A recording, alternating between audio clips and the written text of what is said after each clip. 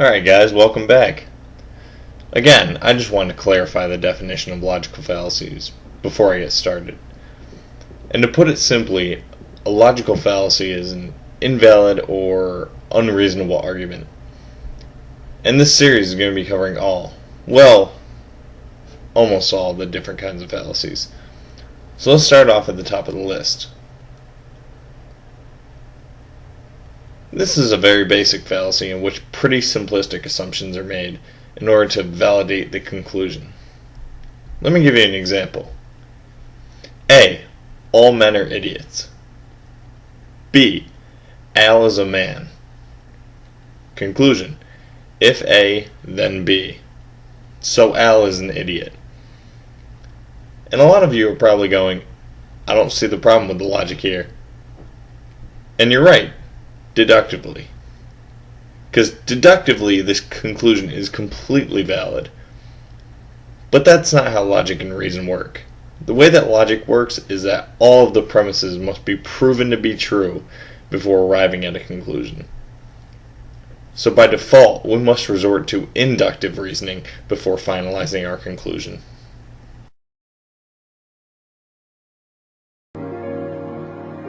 Lady, look at me. You've been oppressed by a devil. You've had demons literally try to kill you. You've had the devil himself try to kill you. I see when you were a child, about 3 years of age, someone put a curse on you. You remember that? You don't because you were 3 years old. Bring it in the name of the Lord, my God. From the top of her head to the soles of her feet, she's free. She is free in Jesus' name. And God's people said, that's awesome here. That video perfectly showed you an example of what we call an anthrocentric fallacy. Too many things are presupposed in this argument. At least 5 assumptions are made. 1. A supernatural world undoubtedly exists. 2. Demons exist within that realm. 3. Demons understand English. 4. These demons obey authoritative commands, by a human nonetheless. 5. They are easily influenced by incantations and rituals. Now, I took this example and this next line from philosophicalsociety.com. The anthrocentric fallacy here occurs at the presupposition level. Human language, reason, instincts, and desires are assumed to be the orbit around which everything else in the universe, including the aforementioned demons, revolve.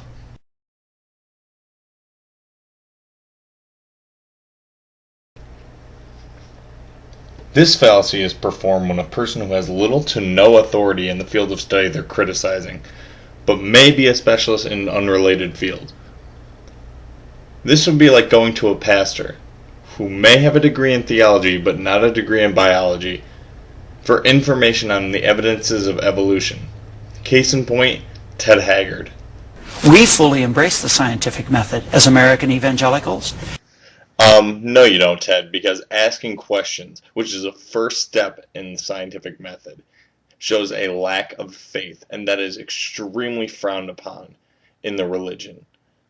And doing background research, well, if anyone were to do any background research into your religion, they would see that it's a bunch of crap. And we think as time goes along, as we discover more and more facts, that we'll learn more and more about how God created the heavens and the earth. The scientific method clearly demonstrates that the world is 4.5 billion years old. I mean, do you accept that? Yeah, you know what you're doing is you are accepting some of the views that are accepted in some portions of the scientific community as fact. Where in fact your grandchildren might listen to the tape of you saying that and laugh at you. You want to bet?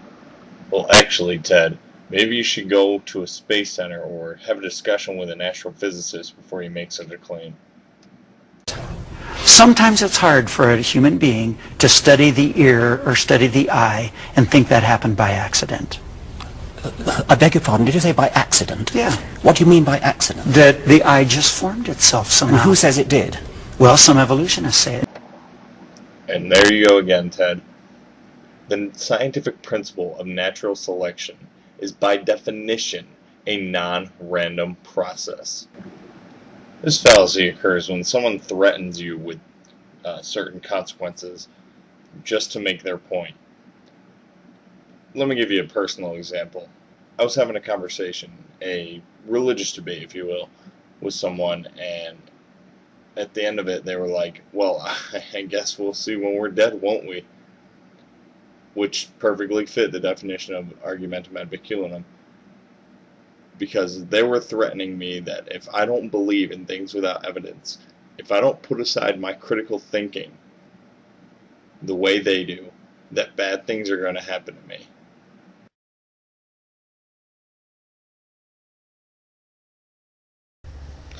Now this is going to be a fallacy by a person arguing against their opponent by attacking the opponent's personal characteristics or other affiliations. An example of this would be, we can't trust Benjamin Franklin's studies of electricity because he was opposed to religion.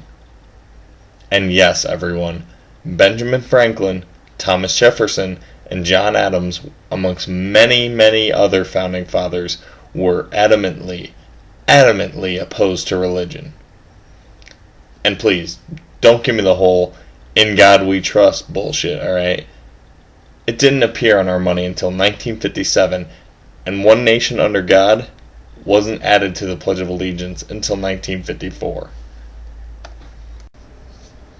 Alright guys, I think doing 5 is good enough for right now. Let's just take a look back at what we've covered so far. We've covered affirming the consequent, anthrocentric fallacy, appeal to authority, argument by threat, and attacking the person. And we'll pick up next week with argument from ignorance, appeal to guilt or pity, argument from popularity, and argumentum excellentio. Thanks for watching, and I hope to see you next week.